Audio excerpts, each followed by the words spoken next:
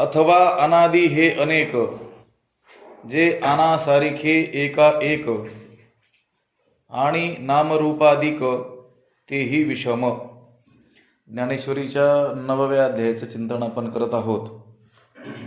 या 9व्या अध्यायातील 15व्या क्रमांकाचा जो श्लोक आहे, ज्ञानयज्ञेन चाप्यन्ये यजंतो मामुपासते, एकत्वेन पृथक्त्वेन बहुधा विश्वतो मुखम.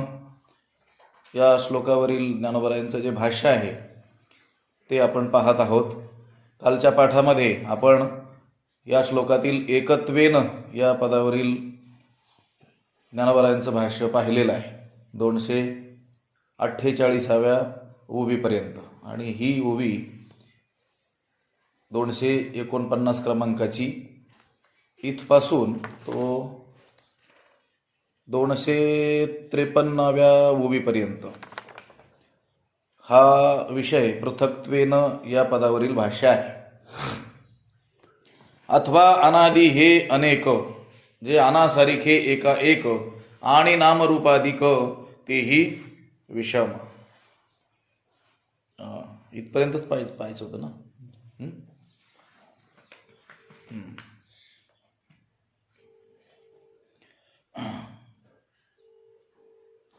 अथवा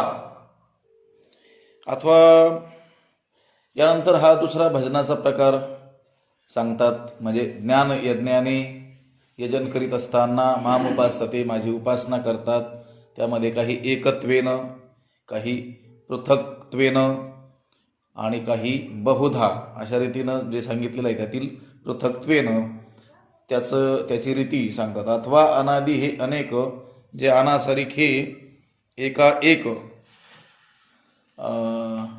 आणि नामरूपाधिक तेही विषम.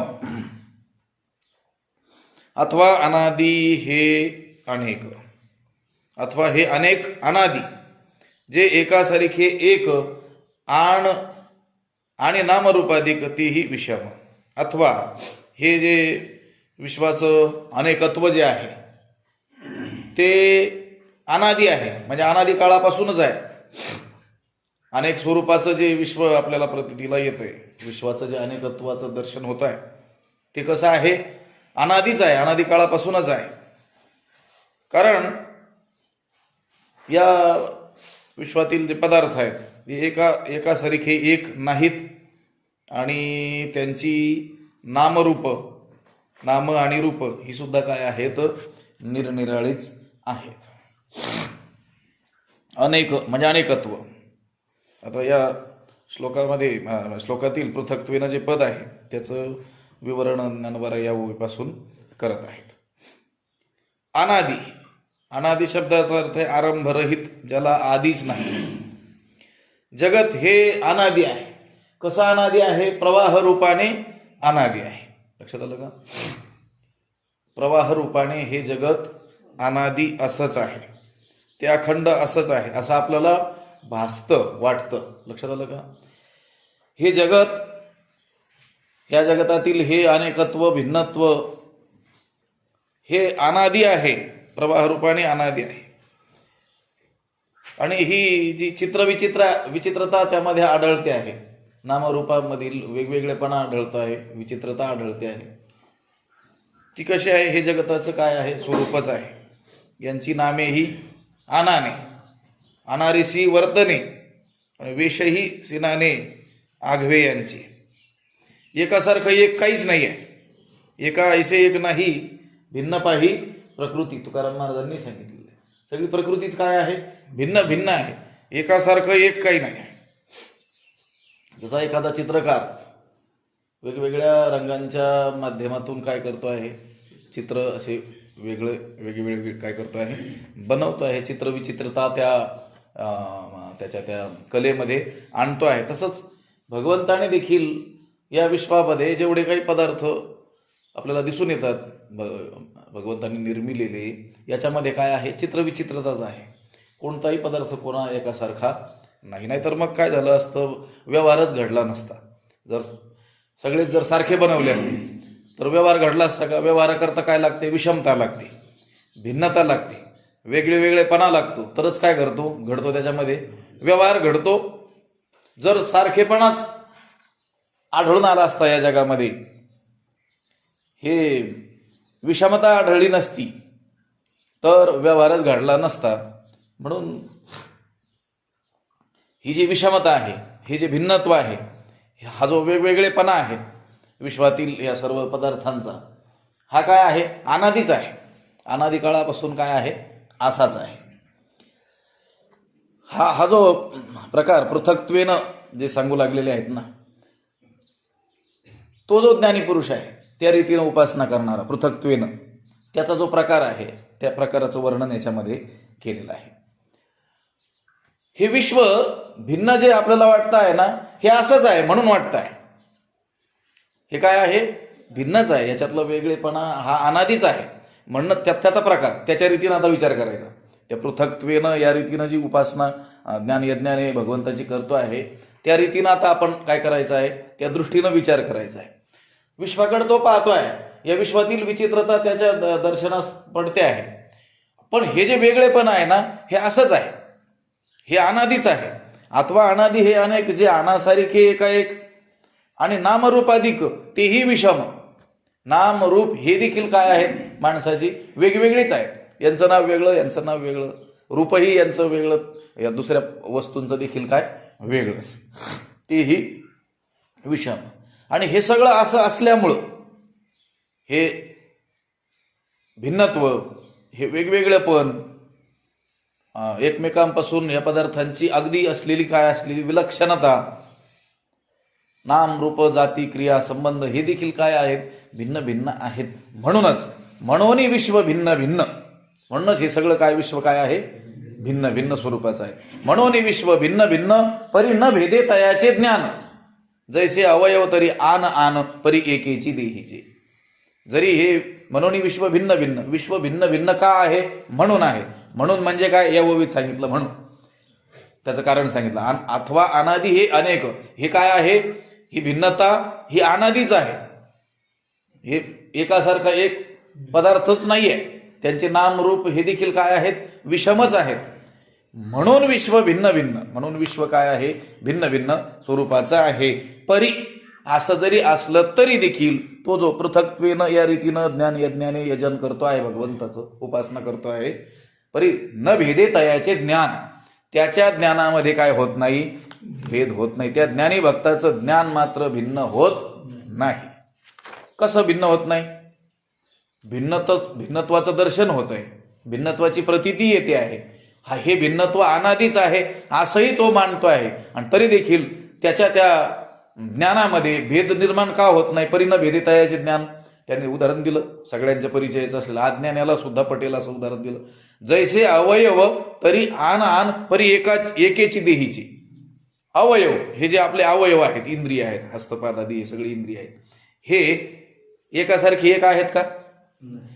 ह्या हाताच्या अंगठ्याचा ठसा आणि ह्या आपल्याच हाताच्या दुसऱ्या हाताच्या अंगठ्याचा ठसा सारखा आहे का? लक्षात आलं? बरं, ह्या बोटाचा, अंगठ्या शेजारी बोटाचा आणि करंगळीचा त्याच हाताचा असलेला सारखा आहे का? प्रत्येकात काय आहे? बदल आहे. लक्षात आलं? प्रत्येक माणसाच्या अंगठ्याचा ठसा हा तर वेगळाच आहे, पण त्याच्याच एका हाताचा दुसऱ्या हाताच्या अंगठ्याच्या ठशाशी मिळत नाही. तो तिथेही काय आहे? भेद आहे. पण असा जरी भेद प्रतीतीला त्याला येत असला नित्य, स्वतःच्या अवयवांसंबंधी, पाय वेगळे, हा पाय वेगळा, हा हात वेगळा, याचं हे बोट वेगळं, हे बोट वेगळं, लक्षात आलं का? ह्या हाताहून छातीचा भाग वेगळा, मस्तकाचा भाग वेगळा, डोळे वेगळे, कान वेगळे, अंतर्गत असलेले जे अवयव आहेत, जठर इत्यादी, हृदय, हेही काय? वेगळे. पण हे सगळे जरी वेगवेगळे असले, जैसे अवयव तरी आन आन, हे अवयव कसे असले? वेगवेगळे जरी असले, भिन्न भिन्न असले, तरी पण ते कसे असतात? एकेची देहीचे, एकाच देहाचे असतात. लक्षात आलं का? म्हणून आपल्या स्वशरीरामध्ये आपल्या अवयवातील भेदाची जरी आपल्याला प्रतीती आली तरी देखील आपल्या ज्ञानात भेद होत नाही. लक्षात आलं का? पायाला जरी ठेच लागली तरी मला दुःख झालं म्हणतोय. लक्षात आलं का? डोक्याला काही कोच पडली तरी काय म्हणतोय? मला दुःख झालं म्हणतोय. लक्षात आलं का? हाताला कोणी चिमटा घेतला तरी काय म्हणतोय? मला दुःख झालं म्हणतोय. लक्षात आलं का? जरी या अवयवामध्ये भिन्नत्व आढळत असलं आणि ते भिन्नत्व असावं लागत असलं तरी देखील त्याची प्रतीती होऊनही त्याच्यामधील जे ज्ञान आहे त्याच्यात भेद होतो का? नाही. हे जसं तसंच म्हणून विश्व भिन्न भिन्न परी न भेदे तयाचे ज्ञान. तयाचे म्हणजे कोणाचे? त्या ज्ञानी भक्ताचं जे ज्ञान आहे त्याच्यामध्ये काय होत नाही?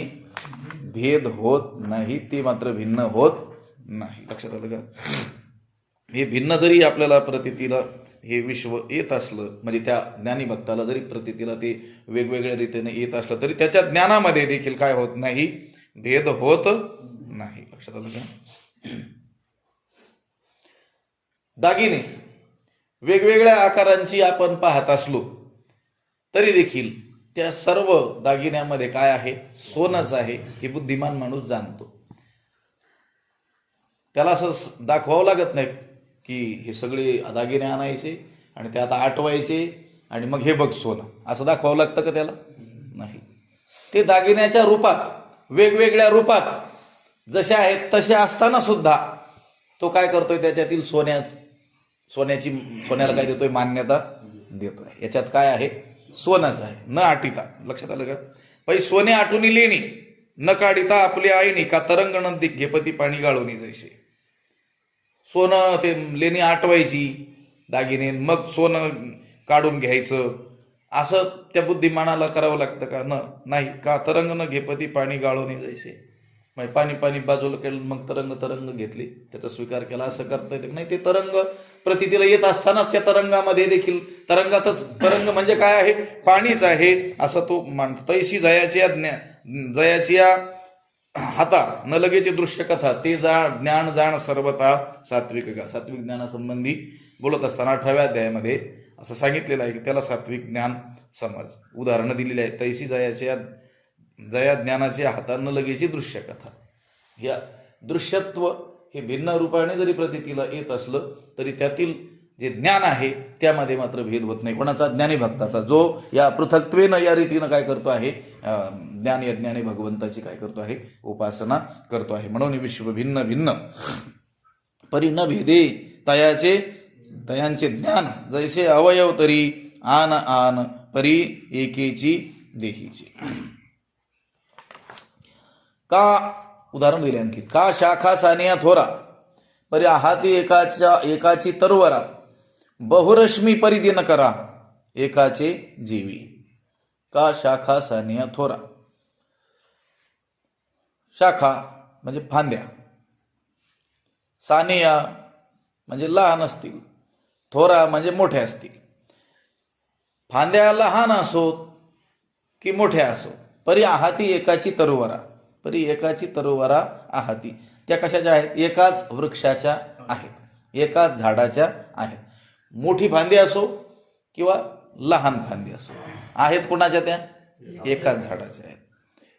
बर अजून उदाहरण दिलं. बहुरश्मी परी दिनकरा एकाचे जीवी. किरण पुष्कळ आहेत. रश्मी म्हणजे किरण, सूर्यांची असलेली सूर्याची किरण ती किती आहे? पुष्कळ आहे, अनंत आहे. पण ती पुष्कळ असली, बहु असली तरी कोणाची आहेत? एकाच सूर्याची आहे. फांद्या अनेक असल्या आणि त्या लहान मोठ्या असल्या तरी एकाच वृक्षाच्या आहेत. किरण ही अनेक असली तरी एकाच सूर्याची आहेत. का शाखा सानिया थोरा परी आहाती एकाची तरुवरा बहुरश्मी परी दिनकरा एकाची जीवी. एकाचे दिनकरा, एका दिनकरा म्हणजे त्या सूर्याच्याच ज्याप्रमाणे त्या रश्मी म्हणजे किरण आहेत तेवी त्या प्रकारे. नानाविधा व्यक्ती आनाने नामे आनाने वृत्ती ऐसे जाणती भेदला भूती अभेदा माते. तेवी त्या प्रकारे. कशा प्रकारे? जसं फांद्या लहान मोठ्या असल्या तरी कशाच्या आहेत? एकाच वृक्षाच्या, एकाच झाडाच्या आहेत. आणि किरण सूर्यकिरण अनेक असली तरी एकाच सूर्याची जी तशी किरण आहेत. हे जसं तेवी नानाविधा व्यक्ती ह्या किती आहेत? नानाविधा विध म्हणजे प्रकार, नाना प्रकारचे आहेत. किती प्रकारचे आहेत? नाना, अनंत. बर त्या व्यक्तीचं नाना आहेत असं नाही. आनाने नामे आनानी वृत्ती. त्यांचे नाव सुद्धा आन म्हणजे वेगवेगळे आहे. आणि वृत्ती म्हणजे वर्तन त्यांचं वर्तनही कसं आहे भिन्न. एकाच घरातील माणसांचं वर्तन सारखं नसतं. लक्षात आलं का? काही शांत आपल्याला असलेले आढळून येतील, तर काही तापड असलेले आढळून येतील. काही नेहमी खरं बोलणारे आढळून येतील, तर काही खरं कधी स्वप्नातही बोलत नाहीत असे आढळून येतील. वर्तन, वृत्ती. लक्षात आलं का? नावही वेगवेगळी आणि त्यांचं वर्तनही वेगवेगळं. हे असे जे भूत आहेत, कसे वेगवेगळे, दिसायलाही वेगळे, वागायलाही वेगळे, लक्षात आलं का, हसायलाही वेगळे, असे जरी असले तरी देखील या भिन्न असलेल्या भूतमात्रांमध्ये अभेद रूपाने मी जो राहतो त्याला ते जाणतात. ऐसे जाणती भेदला भूती अभेदा माते. अभेदा माते, मी अभेद स्वरूप असलेला जो आहे त्याला या भेदला भूती, या भिन्न भिन्न असलेल्या भूतमात्रामध्ये अभेद स्वरूपाने जो मी राहतो त्याला काय करतात, ते जाणतात. लक्षात आलं? कसं जाणतात? झाड एकच आहे, त्याच्या मोठ्या फांद्या आहेत आणि काही लहान फांद्या आहेत. कोणीही त्या झाडाचा विचार करेल, मोठ्या फांदीचा विचार करेल किंवा लहान फांदीचा विचार करेल, तरी त्याच्या काय त्याने जाणलेलं आहे, ह्या फांद्या कोणाच्या आहेत, ते एकाच झाडाच्या आहेत. लक्षात आलं का? आणि किरणं जरी अनेक असली सूर्याची तरी कोणाच्या आहेत, त्या एकाच सूर्याची. तसे ह्या व्यक्ती नाना प्रकारच्या असल्या, यांची नावंही वेगवेगळी असली, वर्तनही भिन्न भिन्न असलं, तरी देखील या सर्वांमध्ये एकच एक परमात्म तत्व नांदत आहे, हे तो पाहतो. लक्षात आलं का? त्याला या भिन्नत्वाचं दर्शनही होत आहे, पण या भिन्नत्वामध्ये एकत्व तो पाहतोय. लक्षात आलं का?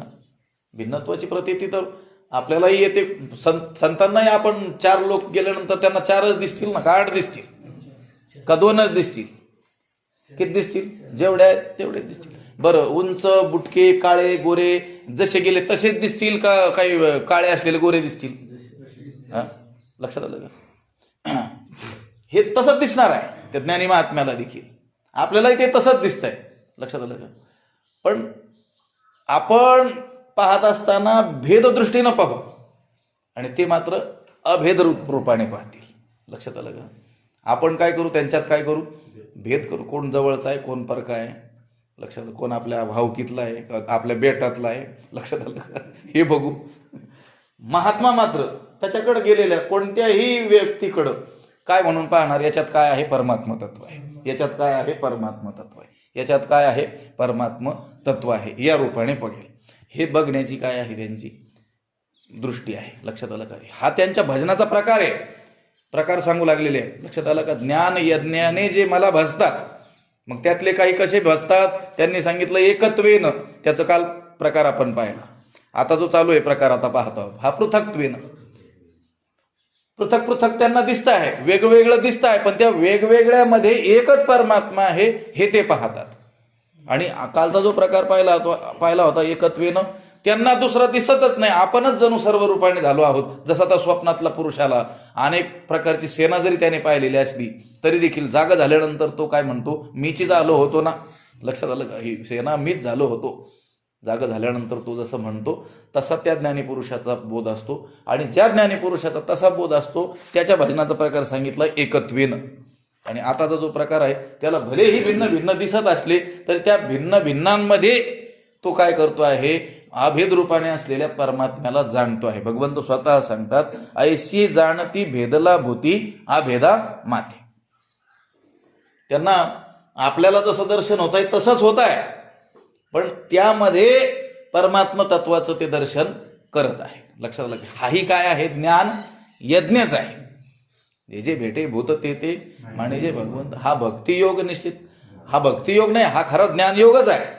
कारण संतांच्या दृष्टीनं भक्ती आणि तेची भक्ती, तेची ज्ञान, एक विठ्ठलाची जाण, तीच भक्ती तेच ज्ञान. काय? विठ्ठलाला जाणणं. आणि विठ्ठलाला न जाणलं तर ती भक्तीच नाही, कारण तेची भक्ती, तिलाच भक्ती म्हणायचं आणि त्यालाच ज्ञान म्हणायचं. एक विठ्ठलाची जाण, एक जो एकमेवा द्वितीय ब्रह्म नेहना नास्ति किंचन, असं श्रुतीनं ज्याचं वर्णन केलेलं आहे, असा जो परमात्मा, त्याला जाणणं हेच ज्ञान आणि त्याला जाणणं हीच भक्ती. म्हणजे भक्ती आणि ज्ञान वेगळं नाहीच. कारण ज्ञानोबरायांना विचारलं भक्तियोग, तर त्यांनी सांगितलंच, जे जे भेटे भूत ते मानी जे भगवंत. हा प्रकार तोच आहे ना, पृथक्त्वेनं. जे जे भेटे म्हणजे वेगवेगळ्या रीतीनं तुम्हाला जे जे भेटतील जरी तुम्हाला ते वेगवेगळ्या रीतीनं आलेले दिसत असले तरी त्यांच्यामध्ये भगवंताचं वास्तव्य आहे, भगवंत भेद रूपाने त्यांच्यामध्ये आहे हे जाणणं. लक्षात आलं का? ही माळ आहे, माळ आपण घातलेली 108 मण्यांची माळ. लक्षात आलं का? मणी वेगवेगळे आहेत. पहिला मणी दुसऱ्याहून वेगळा आहे, दुसरा पहिल्याहून दुसऱ्याहून वेगळा आहे, तिसरा दुसऱ्या पहिल्याहून काय आहे वेगळा आहे. पण त्यामध्ये जे दोरा आहे, सूत ओवलेला आहे, ते काय आहे एकच. तसं भूतप्रतीती जरी भिन्नत्वाने आली तरी देखील त्यामध्ये भगवंत एक रूपाने आहे. लक्षात आलं का? हा प्रकार आहे कोणता? पृथक्त्वेन. लक्षात आलं का? असं नाही की वो आपल्याकडं 4 माणसं आले म्हणजे आपल्याला 4 दिसतात आणि संत एकत्वाचं दर्शन करतात म्हणजे 4 जाऊ का 8 जाऊ एकच दिसतो त्यांना, असं नाही. त्यांना 4च दिसणार. लक्षात आलं का? तुम्ही जे जे गेलेले आहेत ते दिसणार, नामरूप तुमचं जे आहे त्याच्यासह ते त्यांना प्रतितीला येणार. पण त्यामध्ये ते काय पाहणार आहेत? परमात्म्याचं. असं ते गंमत सांगतात ना लोक. एका डॉक्टरकडं एक पेशंट गेला, डोळ्याचा काही त्याला त्रास होता म्हणून गेला. एका त्याच्या मित्राला घेऊन गेला सोबत दवाखान्यात जात असताना, आणि डॉक्टरांनी विचारलं, त्याचा नंबर आल्यानंतर आत गेले. आत डॉक्टरच होते केबिनमध्ये. डॉक्टरांनी विचारलं काय त्रास होतो. त्याने सांगितलं मला एका वस्तूच्या 2 वस्तू दिसतात म्हणे. हा दोष आहे. लक्षात आलं का? एका वस्तूच्या 2 वस्तू दिसतात. एक माणूस आला तरी 2 दिसते म्हणे. काहीतरी डोळ्याचा प्रॉब्लेम आहे, तुम्ही काय करा, उपचार करा, तुमची ख्याती ऐकून आम्ही आलो आहोत. मग त्याने ऐकून घेतलं आणि त्याने सांगितलं मग एवढंसं कारण होतं तर मग हे सांगायला 4 माणसं तुम्ही कशाला आले म्हणे. लक्षात आलं? लक्षात आलं? याला एकाचे 4-8 माणसं. लक्षात, दिसायला जेवढे गेले तेवढेच दिसणार कोणाला? संत पुरुषांना देखील. पण त्यामध्ये परमात्मा तत्व ते पाहणार आहे. असं नाही की मग ते संत आहेत म्हणून मग एकत्वाचं दर्शन होतं, मग समोरून आलेली गाडी सुद्धा दिसत नाही, मरून जातील ना संत रस्त्यात. लक्षात आलं? त्या परमात्मा तत्वाचं दर्शन होतं. या भिन्नत्वाची प्रतीती भले येत असली, हे भिन्नत्व अनादी जरी असलं तरी यामध्ये एकत्वाचं दर्शन जे करतात त्यांचा प्रकार आहे हा. ते नानाविध व्यक्ती, अनाने नामे अनानी वृत्ती. त्या प्रकारे व्यक्ती नाना प्रकारच्या आहेत, त्यांची नावं त्यांची वर्तनं ही भिन्न भिन्न आहेत. पण त्या भिन्न भिन्न असलेल्या भूतमात्रामध्ये सुद्धा अभेद रूपाने असलेला जो मी आहे त्याला जाणतात, अभेदाने जाणतात. लक्षात आलं का? ऐसे जाणती भेदला भूती अभेदा माते. अहो तुकाराम महाराजांनी तर सांगितलं, तुका म्हणे विंचू सर्प नारायण वंदावे दुरुण शिवू नये. त्यांनी सांगितलं विंचू सर्प त्याच्यामध्ये सुद्धा नारायण आहे. लक्षात आलं का? कारण नारायण परमात्मा सर्वत्रच जर आहे तर मग विंचवात नाही का? आहे. सर्पामध्ये नाही का? आहे. त्यांनी सांगितलं तुका म्हणे विंचू सर्प नारायण, त्याच्यामध्ये भले नारायण आहे पण त्याचा प्रसाद देण्याचा प्रकार वेगळा आहे. लक्षात आलं? त्यामुळं वंदावे, त्यांना वंदन करावं पण जवळ जाऊन नाही. जसं संतांच्या जवळ जाऊन करायचं असतं वंदन, देवाच्या मूर्तीच्या जवळ जाऊन वंदन करायचं असतं, तसं त्यांनाही वंदन करावं. पण कसं करावं? वंदावे दुरून शिवू नये. शिवलं तर मग ते दुसरा प्रसाद देण्याचा काय आहे? संभव आहे. लक्षात आलं? म्हणजे संत पुरुषांना सुद्धा विंचू असला तर तो विंचूच दिसणार आहे, त्याच्यात ते नारायणच पाहणार आहेत, त्याला वंदनच करणार आहेत पण दुरून. लक्षात आलं? सर्पामध्ये सुद्धा ते नारायणच पाहणार आहेत. ही भिन्नत्वाचं दर्शन होणारच आहे, पण ते भिन्नत्वाचं होत असताना त्यामध्ये अभेद स्वरूप असलेला जो परमात्मा आहे त्याचं जे दर्शन करतात त्यांचा हा प्रकार आहे. तेवी नानाविधा व्यक्ती अनाने नामे अनाने वृत्ती ऐसे जाणती भेदला भूती अभेदा माते. संतांचं म्हणजे ह्या महात्म्यांचं आणि अज्ञान्यांचं वेगळं असतं, उलट असतं पूर्ण. संत हे भिन्नत्वामध्ये एकत्वाचं दर्शन करतात. भिन्न भिन्न भासत असताना सुद्धा त्यामध्ये अभेदरूप परमात्म्याला ते जाणतात. लक्षात आलं? भिन्नत्वात एकत्वाचं दर्शन संत पुरुष करतोय आणि अज्ञान्यांना एकत्वात भिन्नत्वाचं दर्शन होत आहे. लक्षात आलं का? जिथं समता आहे तिथं विषमतेचं दर्शन. काय गोष्ट काय? मोह आचार्यांनी एक मोठी पंक्ती लिहिलेली आहे, अज्ञानजहा, अज्ञानापासून उत्पन्न झालेला हा जो मोह आहे, अशुची असलं तर त्याला शुचीचं दर्शन होत आहे, असत्य असलं तर त्याला सत्यत्वाचं दर्शन होत आहे. लक्षात आलं का? अभेद असला तर तिथं भिन्नत्वाचं दर्शन होत आहे. असं उलट दर्शन होत आहे. कशामुळं? त्या मोहामुळं, त्या अज्ञानाच्या प्रभावामुळं. संत महापुरुष मात्र ते ज्ञानांचंच वर्णन चालू असल्यामुळं त्यांना मात्र या भिन्नत्वामध्ये देखील कशाची प्रतीती येते आहे? एकत्वाचीच काय होते आहे? प्रतीती दिसते आहे. आता संत पुरुषांच्या सद्गुणांचा आपण विचार करा. त्यांना चोरामध्ये सुद्धा सज्जन दिसतो. लक्षात आलं का? कोणी असो, दुष्ट असो, व्यसनी असो, दुर्गुणी असो, चोर असो, त्याच्यामध्ये कोण पाहतात? ते चांगला माणूस आहे, त्याच्या गुणांकडं नजर ठेवतात. 99 दुर्गुणांकडं दुर्लक्ष करून एका गुणाकडे ते काय करतात? नजर ठेवतात. आणि संसारांचं काय आहे? याच्या उलट आहे. ते 99 गुणांकडं लक्ष न देता एखादा दोष तोही नसलेला यांना दिसलेला लक्षात तो नसतोच. तो का म्हणे, तैसा सज्जनापासून पाहता अवगुण मिळेची ना. लक्षात आलं? संतांच्या मध्ये अवगुण आहे की काय याचा शोध आपण दुर्बीण घेऊन बसलो तरी मिळू नये, पण काही न तो सापडतो. तो ते नजरेत दोष असल्यामुळं. मग त्या 99 गुणांकडे दुर्लक्ष करून भासलेल्या एखाद्या अवगुणांचंच काय करतो? दर्शन करतो. कोण? संसारी पुरुष. रामकृष्ण परमहंसांनी एक गोष्ट सांगितलेली आहे अशी, की साधू आणि संसारी यांच्यातला भेद सांगितलेला आहे. साधू मनुष्य, संसारी पुरुष, त्याच्यावर 99 वेळेस उपकार केलेले तो विसरतो, आणि एक वेळेस त्याच्यावर अपकार केला का तो ध्यानात ठेवतो. काय विसरतो? 99 वेळेस काय केले? उपकार केले, तो काय करतो? विसरतो. एक वेळेस जर काय केला, त्याच्यावर अपकार केला, त्याला काहीतरी तुम्ही हानी त्याची केली किंवा त्याला काही अपमान केला, तर तो 99 वेळेस मान दिलेला विसरतो. कोण? संसारी पुरुष. लक्षात काय ठेवतो? ती एक वेळेस केलेला अपमान, 100 वेळेस दिलेला मान किंवा मदत, ती काय करतो? तो विसरतो. आणि साधूचं याच्या उलट आहे. पूर्ण 99 वेळेस केलेला त्यांचा अपमान, लक्षात आलं? 99 वेळेस केलेली त्यांची हानी, त्यांना दिलेलं दुःख, हे ते विसरून जातात. एक वेळेस दर्शन केलेलं ते लक्षात ठेवलं. प्रणामांतम सतांकोपहा असं सांगितलेलं आहे. प्रसूतांतंच यौवन विशाखांतम गता मेघाहा, असं ते श्लोक सांगितलेला आहे साहित्यामध्ये, की काय कशा कशाच्या अंती काय काय नष्ट होतं. विशिखा नक्षत्र संपलं की मेघ काय होतात? नष्ट होतात. लक्षात आलं का? तसं विशिखांता गता मेघाहा.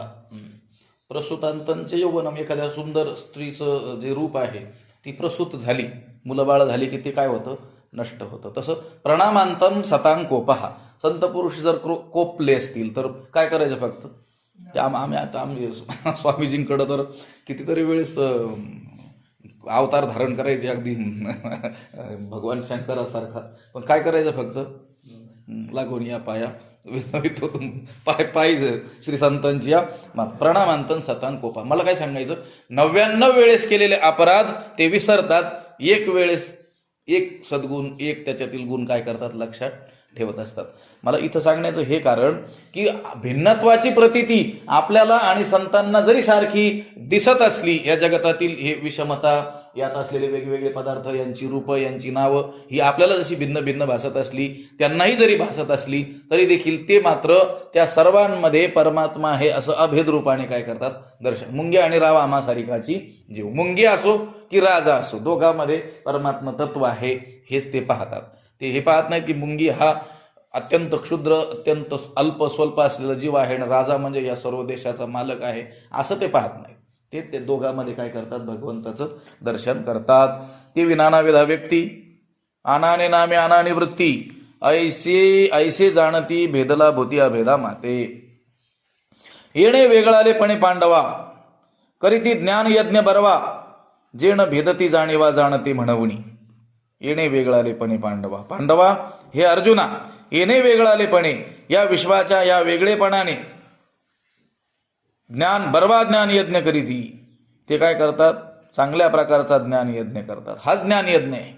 यज्ञ म्हणजे त्या कुंड, मंडप, वेदी आणि मग ते पशून, मग ते होम हवन द्रव्य, हा बाह्य यज्ञ आहे.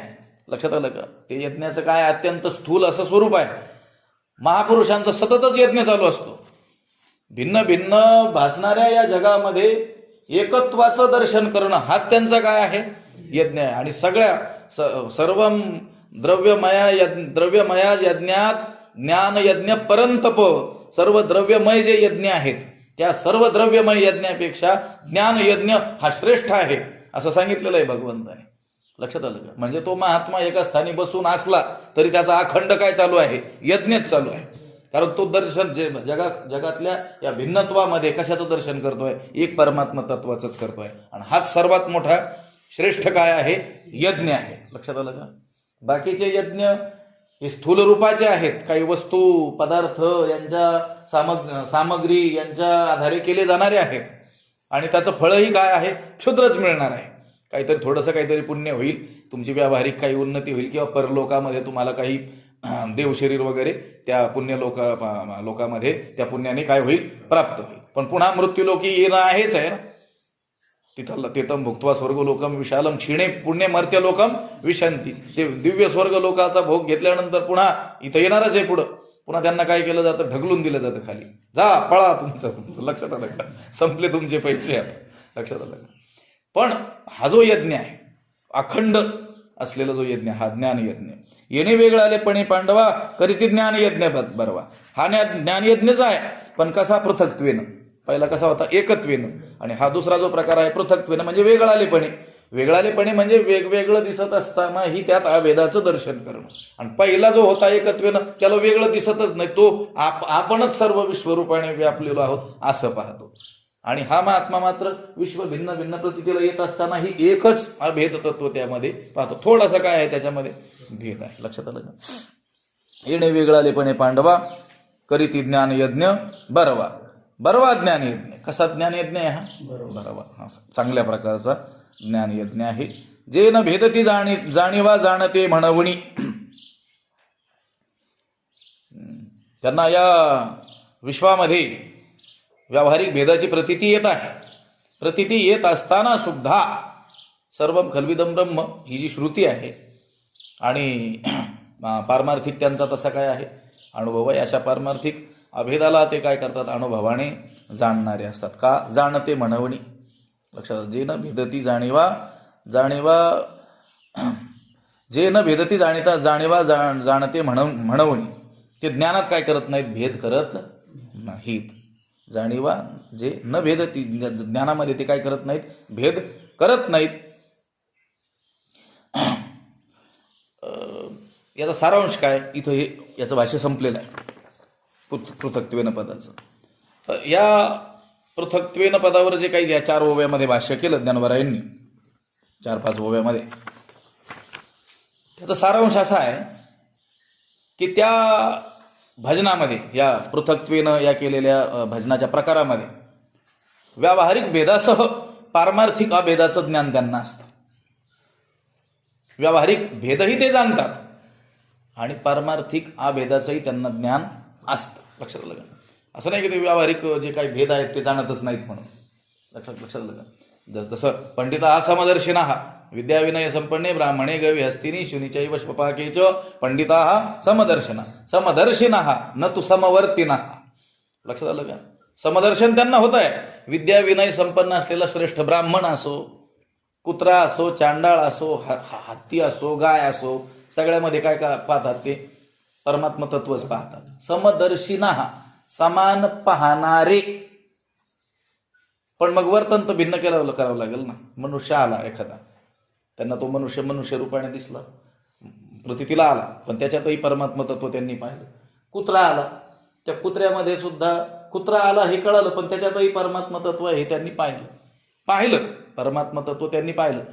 म्हणून काय ते त्या माणसाला आणि कुत्र्याला सोबत जेवायला बसवतील का घरामध्ये? लक्षात आलं का? म्हणजे ह्या व्यावहारिक भेदाची त्यांना काय आहे? जाणीव आहे, कल्पना आहे. आणि याच्यासह त्या वास्तव जे अभेद आहे, परमात्मा तत्व अभेद रूपाने भिन्न रूपाने यांच्यात आहे, याचीही त्यांना काय आहे?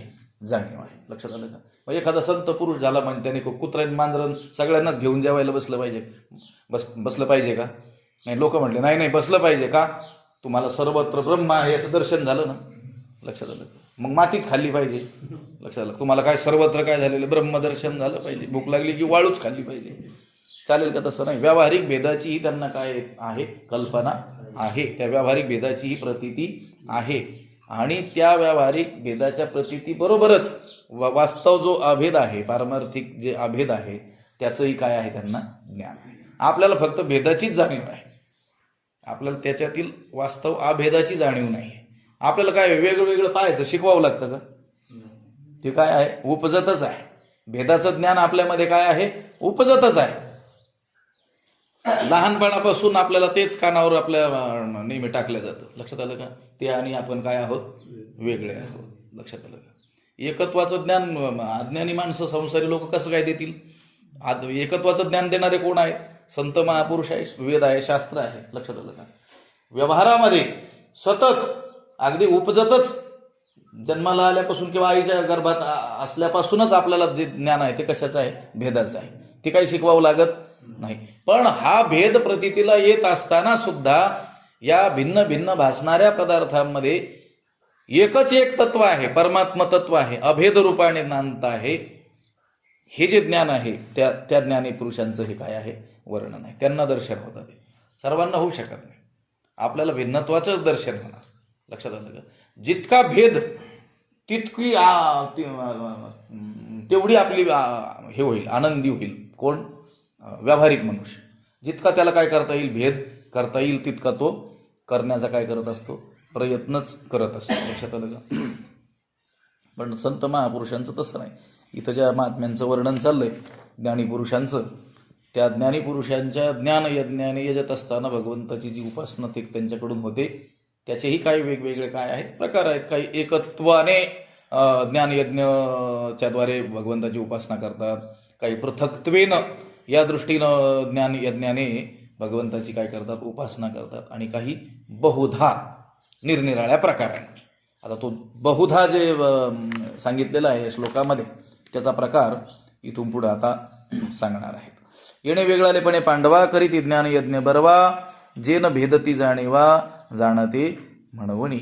असं वेगवेगळे पण हे अर्जुना जरी त्यांना प्रतीतीला येत असलं, व्यावहारिक भेदाची प्रतीती येत असली तरी सुद्धा ते बरवा ज्ञानयज्ञ करीती, चांगल्या रीतीचा काय करतात, ज्ञानयज्ञ करतात. आणि ज्ञानामध्ये ते भेद करत नाहीत, जाणते म्हणवणी. जाणणारे आहेत म्हणून. काय जाणणारे? सर्वम खल्विदम ब्रह्म, सर्व ब्रह्म आहे या श्रुतीला ते काय करतात, जाणणारे असतात. पारमार्थिक अभेदाला जाणणारे असतात आणि केवळ शाब्दिक रीतीनं जाणणारे नसतात, अनुभवाच्या अंगाने जाणणारे असतात. म्हणून ते या ज्ञानात काय करत नाहीत, भेद करत नाहीत. इथं भाष्य संपलं. कसलं? पृथक्त्वेनं या पदाचं. पुढं जो प्रकार आहे तिसरा बहुधा, त्याचं वर्णन इथून पुढं आहे. ना तरी जेधवा जे ठाई देखती का जे जे काही, ते मी वाचुनी नाही ऐसाची बोध. ना तरी किंवा म्हणजे आता पहिला विषय संपला. जेधवा जी ठाई, जेधवा म्हणजे जेव्हा, जी ठाई म्हणजे ज्या ठिकाणी, जे जे काही देखती, जे जे काही पाहतात, जेव्हा ज्या ठिकाणी जे जे काही ते पाहतात. जेव्हा पाहतात म्हणजे कोणत्या काळात पाहतात, ज्या ठिकाणी पाहतात म्हणजे ज्या समयाला, ज्या काळामध्ये पाहतात. जे जे काही पाहतात म्हणजे ज्या ज्या वस्तूला पाहतात. लक्षात आलं का? देश, काळ आणि वस्तू. लक्षात आलं का? देश म्हणजे ज्या ठिकाणी, कोण्या ठिकाणी पाहिलं, अमुक ठिकाणी, म्हणजे ते स्थान देश. जेव्हा पाहिलं म्हणजे कधी पाहिलं, काल पाहिलं का, आज पाहिलं, दुपारी पाहिलं का, संध्याकाळी पाहिलं म्हणजे काळ. आणि जे जे पाहिलं, ज्याला ज्याला पाहिलं म्हणजे वस्तू. ना तरी जे धवा जे ठाई देखती का जे जे काही, किंवा हा तिसरा भजनाचा जो प्रकार आहे, ज्ञान यज्ञाने जे भजन करतात, जेव्हा ज्या ठिकाणी जे जे काही ते पाहतात, ते मी वाचूनी नाही ऐसाची बोधू. ते सर्व माझ्या वाचून दुसरं नाहीच, असा त्या ज्ञानी भक्तांचा अखंड काय असतो, बोध असतो. म्हणजे हा तिसरा. लक्षात आलं का? ज्ञान यज्ञानेच यजन करत भगवंताची उपासना करणारे, पण त्यांच्यात 3 प्रकार पडलेले आहेत. लक्षात आलं का? त्यांच्या दृष्टीनं एक आहे एकत्वेनं, दुसरा पृथक्त्वेनं आणि तिसरा बहुला. ज्ञानीच. लक्षात आलं का? आपण हे बघा, आपण आपल्याला वाटतं संत सगळे एकाच प्रकारचे असले पाहिजे. आपण एखाद्या संतांचा अनुभव घेतो, त्यांच्या बाह्य व्यवहाराचा, आणि त्यांच्या ठाई असलेले जे प्रकट रूपाने दिसणारे जे सद्गुण आहेत त्यांचे त्याचे संस्कार आपल्यावर असल्यामुळं आपल्याला वाटतं सगळे संत असेच असले पाहिजे. आता काही सज्जन लोक तुमच्यासारखे एखाद्या महात्म्यांच्या संपर्कात असतील आणि तो महात्मा कसा असेल, शांतीब्रह्म असेल. जसे आता आपले बाबा होते, वैकुंठवासी झालेले बाबा होते. कसे होते? शांतीब्रह्म होते. आपले गुरुवर्य कुरेकर बाबा असतील, लक्षात आलं, कसे एकदम शांतीब्रह्म. कधी कुणावर कधी रागावलेत, कुणाला कधी बोललेत, क्रोध केलाय, अपमानजनक बोललेत, असं जीवनात कधीही घडलं नाही. आणि मग अशा महात्म्यांच्या संपर्कात असणाऱ्या लोकांवर असे संस्कार झालेले असतात की संत पुरुष असाच असला पाहिजे. बरं, आता याच्या एकदम विरुद्ध टोक घ्या.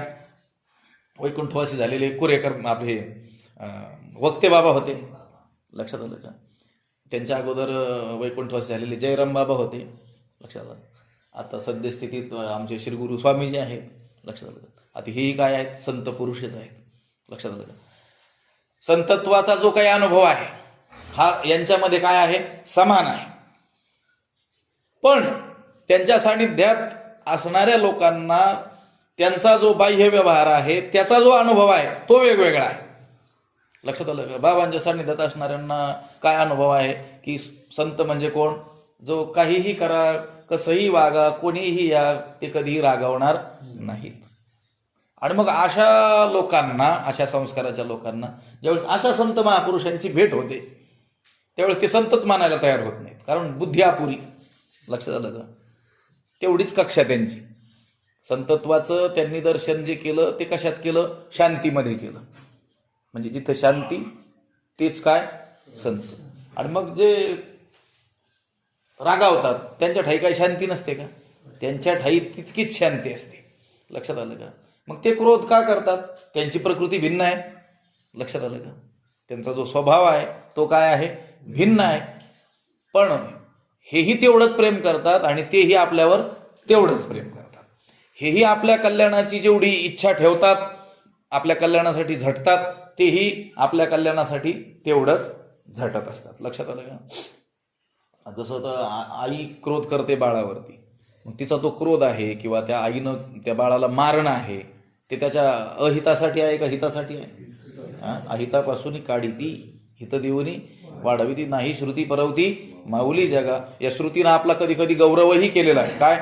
अमृतस्य पुत्रा हा, तुम्ही अमृताचे पुत्र आहात, लक्षात आलं का? तत्वमसी, ते ब्रह्म तूच आहेस, लक्षात आलं का? असा गौरव केला सगळ्यांचा. आणि काही ठिकाणी काय केलं? अपशब्द देखील काय केलेले आहेत? बोललेले आहेत, लक्षात आलं? कशासाठी? पशु देखील म्हटलेलं आहे, लक्षात आलं का? का म्हटलेलं आहे? हा हा हा ला मूळ, हा, लालनी मौजायशी पुष्प.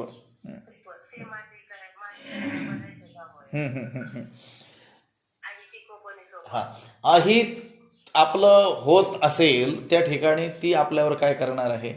कोपणारच आहे, लक्षात आलं का?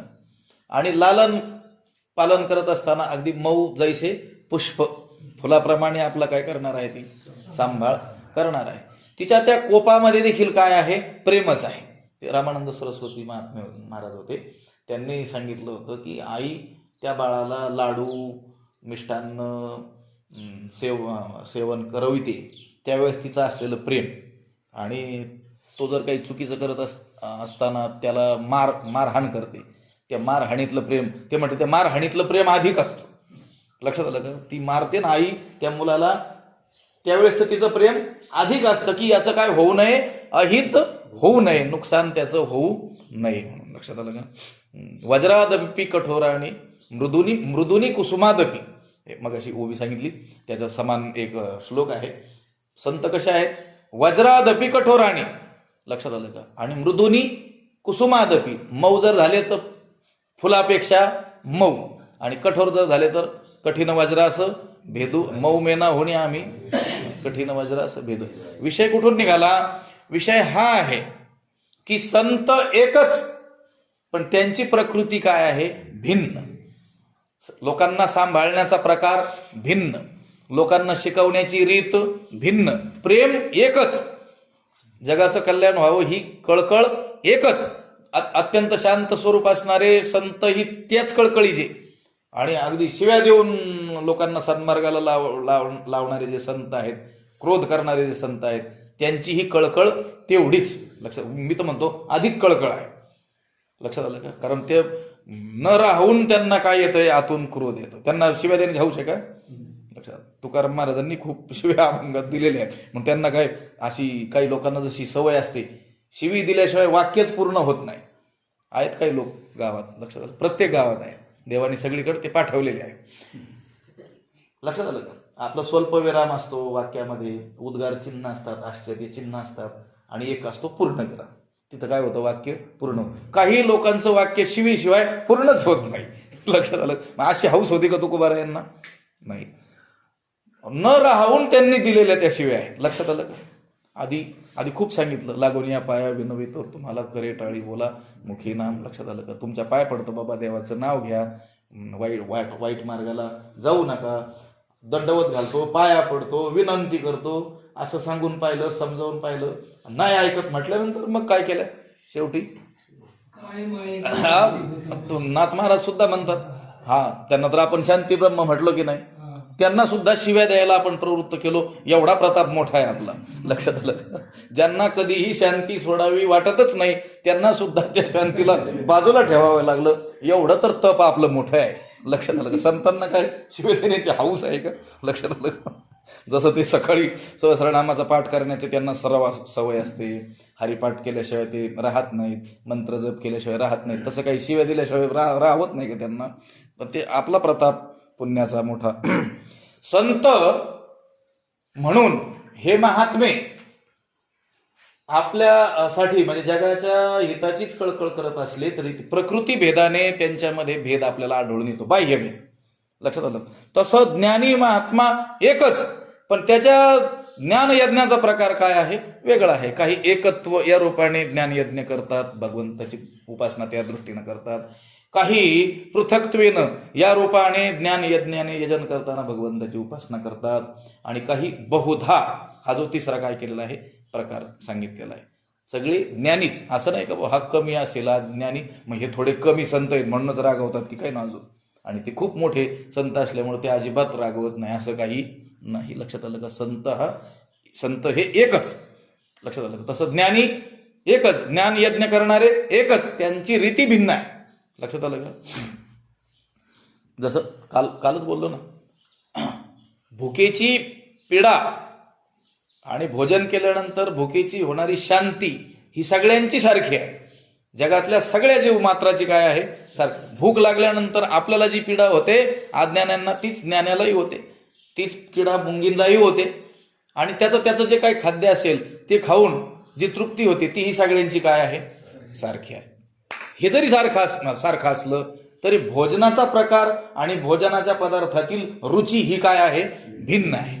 लक्षात आलं? त्या म्हशीला पेंड खाल्ल्यानंतर काय होईल, तिची तृप्ती होईल. माणसाला भाकरी भाजी असल्यानंतर तृप्ती होईल. पण त्या माणसात देखील काहींना गव्हाची पोळी लागेल, तर काहींना ज्वारीची भाकरी लागेल, तर कोणाला काय लागेल, रुची. पण भूक आणि तृप्ती ही काय आहे, सारखीच आहे. तसं ज्ञानी महात्मा तो सारखा, ज्ञान त्याचं सारखंच, पण त्या ज्ञान यज्ञाच्या द्वारे भगवंताचं भजन करण्याचा प्रकार काय आहे, वेगवेगळा आहे. लक्षात आलं का? पुढे येणार आहे ओवी, तिथपर्यंत मला वाटते पोहोचतो की नाही आपण.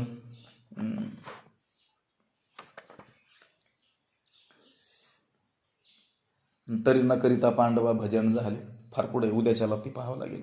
लक्षात, न करिता पांडवा भजन. एखादा महात्मा तो ज्ञान यज्ञाने भगवंताची उपासना करणारा असेल आणि तो त्याचं स्थान सोडून कुठं गेलेला नसेल, तर दुसऱ्या लोकांनी त्याला असं म्हटलं नाही पाहिजे की हे भजनाला येत नाहीत. कारण ज्ञानोबारांनी सांगून ठेवलं, तरी न करिता पांडवा भजन झाले. त्याचं न करता सुद्धा काय होतंय, कारण अखंड भजनच चालू आहे.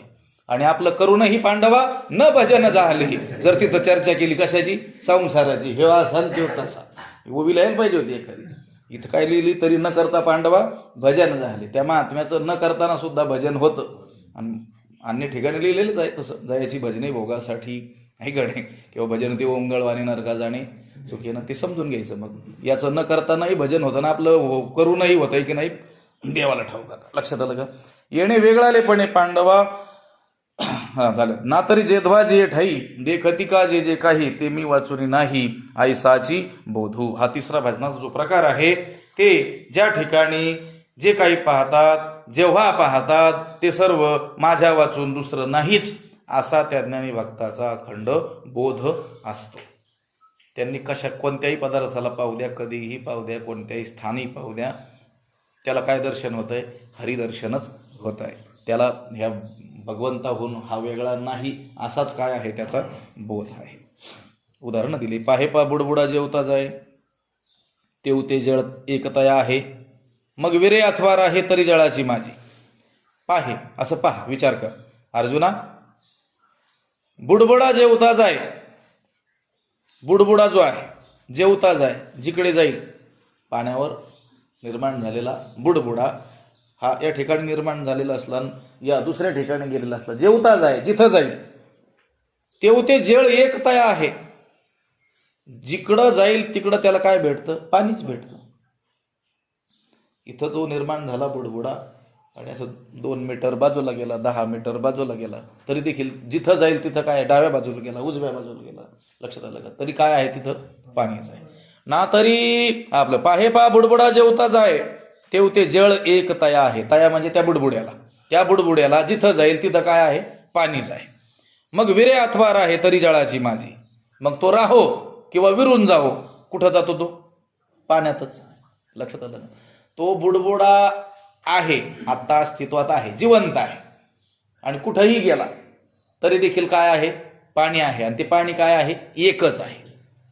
बुडबुडा जिथेही जाईल तिथं त्याला पाणी काय आहे? एकच आहे. मग तो विरघळला म्हणजे नाहीसा झाला किंवा राहे किंवा बुडबुडा या रूपाने राहिला तरी कुठं राहतो? पाण्यातच राहतो. लक्षात आलं? उदाहरण, अजून उदाहरण. का पवने परमाणू उचलले ते पृथ्वीपणा वेगळे नाही केले, आणि मागावते जरी पडले तरी पृथ्वीची वरी. पवने का म्हणजे अथवा. आणखी एक उदाहरण सांगतात ज्ञानोबा आहे. पवने म्हणजे वाऱ्याने, परमाणू उचलले, पृथ्वीवरचे धुलीकण काय केले? वर उचलले. वारं आलं, वादळ आलं, वावटळ आली आणि धुळीचे कण काय झाले? उचलले गेले, वर गेले आकाशाकडे. जरी आकाशाकडे गेलेले असले तरी पृथ्वीपणा वेगळे नाही केले, पृथ्वीपणाहून ते वेगळे केले नाही. पृथ्वीहून वेगळे जरी केलेले असले तरी पृथ्वीपणाहून ते वेगळे केलेले नाही. पृथ्वीपणा म्हणजे पृथ्वीत्व ही जाती आहे. लक्षात आलं? न्यायशास्त्राच्या दृष्टीने विचार सांगितला थोडासा. प्रत्येक पदार्थामध्ये काय आहे? जाती आहे. हे पुस्तक आहे, याच्यात पुस्तकत्व जाती आहे. आपण मनुष्यत्व जाती आहे. लक्षात आलं का? पशुमध्ये पशुत्व जाती आहे. हा जो वृक्ष आहेत, अनेक जे वृक्ष, त्याच्यामध्ये जाती आहे. कोणती? वृक्षत्व ही काय आहे? जाती आहे. वृक्ष भिन्न असतील पण वृक्षत्व जाती काय आहे? त्यांच्यात एकच आहे. लिंबाचं झाड, बोरीचं झाड, बाभळीचं झाड हे वेगवेगळे असतील, किंवा लिंबाच्या झाडातही हे लिंबाचं झाड, ते लिंबाचं झाड, हे काय असतील? वेगवेगळे असतील. पण वृक्षत्व ही जाती काय आहे? त्यांच्यात एकच आहे. तसं पंचमहाभूत आहेत, त्यांच्यामध्ये त्यांची काय आहे? जाती आहे. लक्षात आलं का? पृथ्वी आहे, पृथ्वीमध्ये काय जाती आहे? पृथ्वीत्व. कोणती जाती आहे? त्व म्हणजे पाणा. त्व म्हणजे मनुष्यामध्ये काय आहे? मनुष्यपणा. असतो का नसतो माहित नाही, पण म्हटलंय. लक्षात आलं का? मनुष्यत्व. लक्षात आलं का? पशुमध्ये काय आहे? पशुपणा. झाडात काय आहे? झाडपणा. त्व शब्दाचा अर्थ आहे पाणा. आता ही जी पृथ्वी आहे, पृथ्वी म्हणजे हे दगड, माती, यावर असलेल्या सर्व वस्तू ह्या काय आहेत? पृथ्वीच आहे. आता वाऱ्याने या पृथ्वीचे मातीचे कण काय केले? वेगळे केले, म्हणजे वर उचलले. वर जरी उचललेले असले तरी पृथ्वीपणा वेगळे केले का ते? आताच उदाहरण घ्या, नवीन उदाहरण घ्या. हे यान जातात, दुसऱ्या ग्रहावर जातात ना, मंगळावर गेले, पुन्हा चंद्रावर गेले, याच्यावर गेले. सूर्यावर नाही जायचे अजून. इथून जात असताना त्यांनी काय केलं? मातीचं ढेकळ घेऊन गेले. आता तो मातीचं ढेकळ म्हणजे पृथ्वी आहे की नाही, म्हणजे पृथ्वीत्व आहे की नाही त्याच्यात, पृथ्वीपणा. पृथ्वीहून त्यांनी वेगळा केला, दुसऱ्या ग्रहावर घेऊन गेले, पण तरी देखील त्या मातीच्या ढेकळामध्ये पृथ्वीपणा आहे का नाही आहे? कुठेही गेला तरी पृथ्वीपणा आहे. तसं पवने परमाणू उचलले, त्या वाऱ्याने धुलिकण उचलले, म्हणजे पृथ्वीपासून वेगळे करायचा काय केला, प्रयत्न केला, पृथ्वीपासून वेगळे केले, पण पृथ्वीपणा वेगळे केले का? नाही. ते पृथ्वीपणा वेगळे नाही केले. बर, आणि जर पुन्हा पडले, वारं थांबलं, ते धुळी उठलेली काय आली, पृथ्वीवर आली, आणि मागवते जरी पडले तरी कुठं पडणार? पडून कुठूनही पडला माणूस तर कुठं पडणार आहे? पृथ्वीवरच पडणार आहे. बाजूला झाला तरी पृथ्वीपणाहून वेगळा नाही, आणि पडला तरी कुठं? पृथ्वीवरच. ते बुडबुडा निर्माण झाला, कुठेही गेला तरी त्याला पाणी काय आहे? एकच आहे, तो विरे अथवा राहे. पाण्याहून वेगळा होईल का? तो नाही. तैसे, हे जसं, तैसे भलतेथ भलतेने भावे, भलते ही हो अथवा नो हावे, परी ते मी ऐसे आगवे होऊनी ठेले. तैसे, त्याप्रमाणे, या दोन ओव्यातील दोन उदाहरणांप्रमाणे, भलतेथ भलतेने भावे म्हणजे कोणत्याही काळात, कोणत्याही देशात, कोणताही पदार्थ कोणत्याही रूपाने असला अथवा नसला तरी त्या पदार्थाचा देश, काळ आणि रूप, त्याची सत्ता आणि त्याचा अभाव, हे सगळं काय आहे? मीच आहे, असं त्या ज्ञानी भक्ताचा काय असतो? अनुभव असतो. अशी त्याची अनुभवाची काय असते? दृष्टी असते. परी ते मी ऐसे आगवे होऊन ठेले. याच्यातून सांगायचंय काय? तर ब्रह्माशिवाय, परमात्म्याशिवाय दुसरं काहीच नाही. लक्षात आलं का? या दोन उदाहरणात काय सांगितलं? पाण्याचा बुडबुडा कुठेही गेला तरी त्याला पाणी काय आहे? एकच आहे. तो राहो बुडबुडा किंवा विरून जाओ, पाण्याहून वेगळा आहे का? नाही. वाऱ्याने धुळीचे कण पृथ्वीहून वेगळे करण्याचा प्रयत्न केला तरी त्याच्यातलं पृथ्वीत्व वेगळं झालं का? नाही. आणि जरी परत पृथ्वीवर येऊन पडले तरी काय आहेत? पृथ्वीच आहे. लक्षात, पृथ्वीची वरी, पृथ्वीवरच ते पडणार आहे. त्याप्रमाणे भलतेत भलतेने भावे, भलतेही हो अथवा नो हावे. ते पदार्थ असोत अथवा पदार्थ नसोत, म्हणजे पदार्थाचं अस्तित्व आणि पदार्थाचं नास्तित्व, पदार्थांचा भाव आणि पदार्थांचा अभाव, हे सगळंच काय आहे? ब्रह्मरूपच आहे. मोठा विषय आहे तो. आपल्याला आपली गरिबी हटाव चालली योजना थोडीशी. लक्षात आलं का? हो अथवा नो हावे, हे कसं? अस्तित्व नास्तित्व नसताना सुद्धा ते ब्रह्मरूप कसं? अभाव ब्रह्मरूप कसा असू शकेल? लक्षात आलं का? आता मोठा विषय कळेल कधीतरी, पुढच्या आवर्तनाला बघता येईल. तैसे भलतेत भलतेने भावे, भलतेही हो अथवा नो हावे, परी ते मी ऐसे आघवे होऊनी ठेले. असं त्या ज्ञानी भक्ताच्या अनुभवाच्या दृष्टीनं होऊन राहिलेलं असतं. कोणत्याही देशात, कोणत्याही काळात, कोणताही पदार्थ आणि कोणत्याही रूपाने असला आणि नसला तरी देखील त्या पदार्थाचा देश, काळ, रूप, त्याची सत्ता आणि त्याचा जो अभाव, ते सर्व काय आहे? ब्रह्मच आहे. असं त्या ज्ञानी भक्तांच्या अनुभव दृष्टीनं होऊन राहिलेलं असतं. आता उद्या बाकीचा भाग बघू आपण. पुंडलिक वरदा हरी तुका